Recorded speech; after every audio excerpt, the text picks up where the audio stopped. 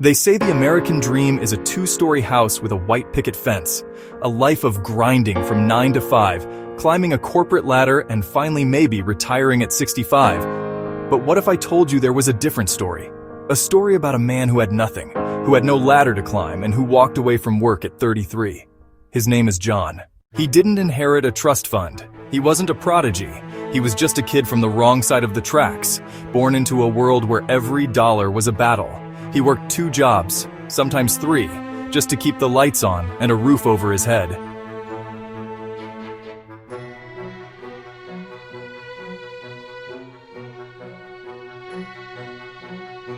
But in the quiet hours after his shifts, when most people were sleeping, John was learning.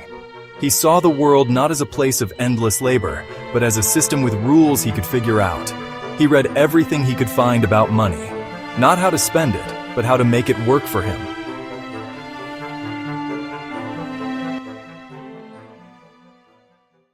He became a master of one thing: living below his means. Every spare dollar wasn't for a new gadget or a night out. It was a soldier, recruited for his army of investments.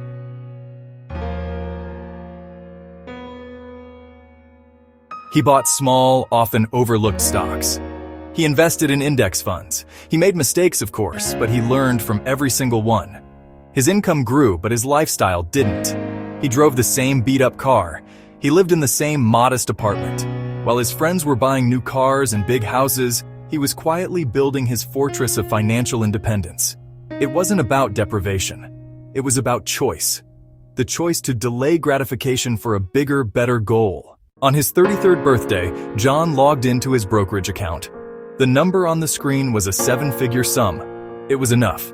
Enough to live on for the rest of his life, not in luxury, but in peace.